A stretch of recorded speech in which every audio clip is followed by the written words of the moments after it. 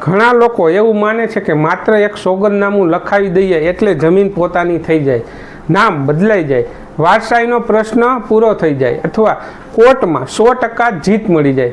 પરંતુ જો હું તમને કહું કે માત્ર આ એક ગેરસમજના કારણે ઘણા લોકો લાખો રૂપિયાનું નુકસાન ભોગવે છે, વર્ષો સુધી કોર્ટના ચક્કર કાપે છે અને અંતે ખબર પડે છે કે તેમને જે કાગળ ઉપર વિશ્વાસ કર્યો હતો તે કાયદાની દ્રષ્ટિએ એટલો શક્તિશાળી નહોતો, તો શું તમે માનશો?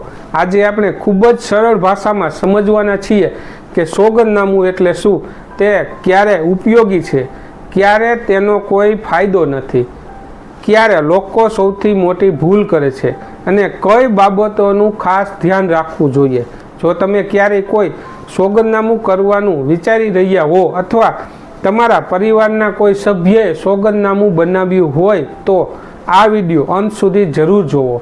સૌપ્રથમ એક સવાલ, શું તમને લાગે છે કે સોગંદનામું એટલે એક પ્રકારનો કરાર છે અથવા સોગંદનામું એટલે માલિકીનો પુરાવો છે? જો તમારો જવાબ હા હોય તો કદાચ આજે તમારી સૌથી મોટી ગેરસમજ દૂર થવાની છે. કારણ કે સોગંદનામું એટલે કોઈ વ્યક્તિ પોતાના જ્ઞાન અને માન્યતા મુજબ કોઈ હકીકત સાચી હોવાનું શપથપૂર્વક જાહેર કરે છે. એટલે કે તે વ્યક્તિ કહે છે કે હું જે વાત લખું છું તે મારા જ્ઞાન મુજબ સાચી છે અને જો હું ખોટી વાત કરું તો તેની કાનૂની જવાબદારી પણ મારી રહેશે. હવે તમે વિચારતા હશો કે પછી સોગંદનામું બનાવવાની જરૂર શું પડે? કલ્પના કરો કે એક વિદ્યાર્થીનું નામ તેની શાળા છોડ્યાના દાખલામાં ભૂલથી ખોટું લખાઈ ગયું છે. હવે તેને આગળ અભ્યાસ માટે અથવા પાસપોર્ટ માટે સાચા નામની જરૂર છે. ઘણી વખત સંબંધિત સત્તાવાળાઓ સહાયક દસ્તાવેજ તરીકે સોગંદનામું માગે છે, જેમાં તે વ્યક્તિ પોતાના સાચા નામ વિશે જાહેર કરે છે. આવી જ રીતે સરનામામાં ફેરફાર, જન્મ તારીખ અંગે સ્પષ્ટતા, વૈવાહિક સ્થિતિ અંગે જાહેર ખબર, વારસદારો વિશેની કેટલીક હકીકતો અથવા અન્ય અનેક પ્રકારની વહીવટી પ્રક્રિયાઓમાં સોગંદનામાનો ઉપયોગ થઈ શકે.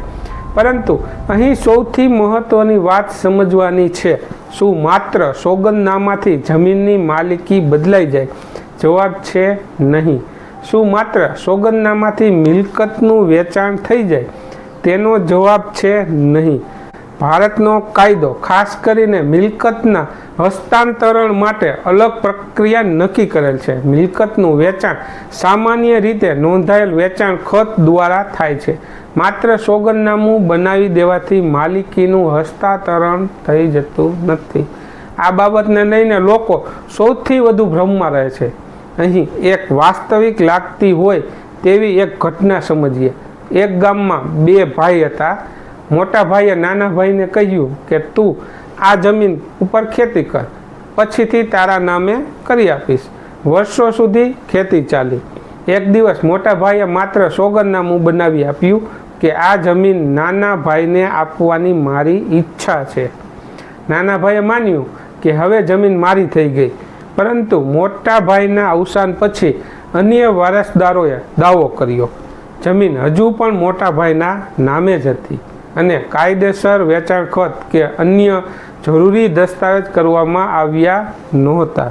ત્યાર પછી વર્ષો સુધી કોર્ટમાં વિવાદ ચાલ્યો. એટલે ભાવના અને વિશ્વાસ અલગ બાબત છે, પરંતુ કાયદાકીય પ્રક્રિયા તે પણ અલગ છે, જે આ ઉદાહરણથી સમજી શકાય છે. હવે એક મહત્વનો પ્રશ્ન, જો સોગંદનામું માલિકી આપતું નથી તો પછી કોર્ટમાં તેને શું મહત્વ છે? સોગંદનામું એક નિવેદન છે. તે પરિસ્થિતિ મુજબ પુરાવા તરીકે ધ્યાનમાં લેવામાં આવી શકે છે, પરંતુ દરેક કેસમાં તે અંતિમ અને નિર્ણાયક પુરાવો બની જાય એવું નથી. કોર્ટ અન્ય દસ્તાવેજો, સાક્ષીઓ, પરિસ્થિતિઓ અને કાયદાના આધારે નિર્ણય કરે છે. એટલે માત્ર સોગંદનામું હોય એટલે કેસ જીતી જશો એવું કોઈ ગેરંટી નથી. ભારતીય પુરાવા અધિનિયમના સિદ્ધાંતો અનુસાર સામાન્ય રીતે દસ્તાવેજો અને સાક્ષીઓનું મૂલ્યાંકન સમગ્ર પરિસ્થિતિને ધ્યાનમાં રાખીને કરવામાં આવે છે. બીજી તરફ જો કોઈ વ્યક્તિ સોગંદ લઈને જાણી જોઈને ખોટું નિવેદન કરે તો કેટલીક પરિસ્થિતિઓમાં તે ભારતીય ન્યાય સંહિતા તથા અન્ય લાગુ પડતા કાયદાઓ હેઠળ ગંભીર પરિણામો ભોગવી શકે છે. એટલે સોગંદનામામાં ક્યારેય ખોટી માહિતી સાથે બનાવવું જોઈએ નહીં. અહીં હું તમને એક પ્રશ્ન પૂછું. જો કોઈ વ્યક્તિ તમને કહે કે ચિંતા ન કરો, માત્ર સોગંદનામું બનાવી દઈએ એટલે બધું કામ થઈ જશે, તો શું તમે તરત જ વિશ્વાસ કરી લેશો કે પછી તમે પૂછશો કે આ કામ માટે કાયદેસર રીતે બીજો કોઈ દસ્તાવેજ જરૂરી તો નથી ને? યાદ રાખો, યોગ્ય પ્રશ્ન પૂછવાથી ઘણી મોટી મુશ્કેલીઓ ટળી શકે. હવે વાત કરીએ સૌથી સામાન્ય ભૂલોની. પહેલી ભૂલ એ કે લોકો સોગંદનામું વાંચ્યા વગર સહી કરી દે. ઘણી વખત તેમાં લખેલી વિગતો ખોટી હોય છે અને પછી એ જ વ્યક્તિ મુશ્કેલીમાં આવી જાય છે. બીજી ભૂલ એ છે કે લોકો માને છે કે નોટરીનો સિક્કો તથા સીલ લાગી એટલે બધું કાયદેસર થઈ ગયું.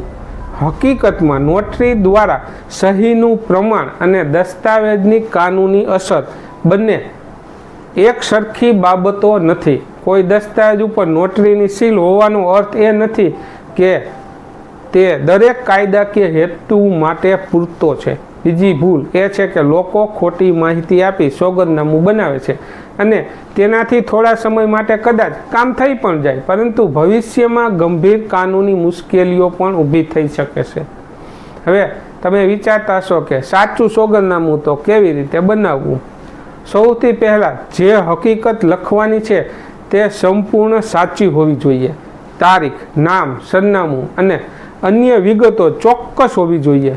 જો કોઈ આધાર દસ્તાવેજ હોય તો તેની વિગતો યોગ્ય રીતે દર્શાવવી જોઈએ.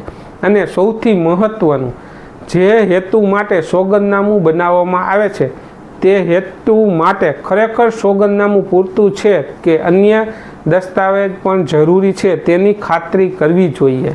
અહીં વધુ એક રસપ્રદ વાત એ છે કે શું દરેક સોગંદનામું નોટરી પાસે જ કરાવવું જોઈએ? તો તેનો એક જ જવાબ છે, દરેક કેસમાં આપી શકાય નહીં. ઘણી પરિસ્થિતિમાં નોટરી સમક્ષ સોગંદનામું કરવામાં આવે છે, જ્યારે કેટલીક પ્રક્રિયામાં કાર્યપાલક મેજિસ્ટ્રેટ અથવા અન્ય સત્તાધિકારી સમક્ષ શપથ લેવાની જરૂર પડી શકે છે. એટલે જે વિભાગ અથવા સત્તાવાળાની પ્રક્રિયા હોય તે પ્રમાણે આગળ વધવું જરૂરી છે. અને એક બીજી ગેરસમજ પણ દૂર કરી દઈએ. ઘણા લોકો માને છે કે સોગંદનામું એટલે સ્ટેમ્પ પેપર જેટલું મોંઘું હોય તેટલું વધારે મજબૂત બને. શું આ સાચું છે? તો આનો જવાબ છે બિલકુલ નહીં. દસ્તાવેજની કાનૂની અસર, તેનો હેતુ, તેની સામગ્રી અને લાગુ પડતા કાયદા પર આધાર રાખે છે, માત્ર સ્ટેમ્પ પેપરની કિંમત પર નહીં. હવે કલ્પના કરો કે તમે કોઈ જમીન ખરીદવા જઈ રહ્યા છો અને વેચનાર તમને માત્ર સોગંદનામું બતાવે છે. તમે શું કરશો? શું તરત પૈસા આપી દેશો કે પછી વેચાણ ખર્ચ, ઉતારાના રેકોર્ડ, માલિકીના દસ્તાવેજ અને અન્ય જરૂરી પુરાવા તપાસશો? જો તમે બીજી રીત પસંદ કરો છો તો તમે યોગ્ય દિશામાં વિચારી રહ્યા છો. અંતમાં એક ખૂબ જ મહત્ત્વની કાનૂની અને નૈતિક વાત. આ વિડીયોનો હેતુ માત્ર સામાન્ય કાનૂની માહિતી આપવાનો છે, જેથી લોકો પોતાના અધિકારો અને પ્રક્રિયા વિશે જાગૃત બને. દરેક કેસની હકીકતો અલગ હોય છે અને કોઈ પણ દસ્તાવેજ બનાવતા અથવા તેના આધારે નિર્ણય લેતા પહેલાં તમારા કેસની હકીકતો મુજબ યોગ્ય કાનૂની સલાહ લેવી જરૂરી છે. માત્ર ઇન્ટરનેટ પર મળતી સામાન્ય માહિતીના આધારે અંતિમ નિર્ણય લેવો તે યોગ્ય નથી. તો મિત્રો, આશા રાખું છું કે આજે તમને સ્પષ્ટ સમજ પડી હશે કે સોગંદનામું શું છે, તે ક્યારે ઉપયોગી છે, તેની મર્યાદા શું છે અને કઈ ગેરસમજોથી દૂર રહેવું જોઈએ. જો આ માહિતી તમને ઉપયોગી લાગી હોય તો આ વિડીયોને લાઈક કરો, કારણ કે આવી જ સાચી અને સરળ કાનૂની માહિતી વધુ લોકો સુધી પહોંચવી જોઈએ. તમારા મનમાં સોગંદનામા અથવા અન્ય કોઈ કાનૂની દસ્તાવેજ અંગે પ્રશ્ન હોય તો કોમેન્ટમાં જરૂર લખો. શક્ય હોય ત્યાં સુધી સામાન્ય માહિતીના આધારે તેનો જવાબ આપવાનો પ્રયત્ન કરીશ.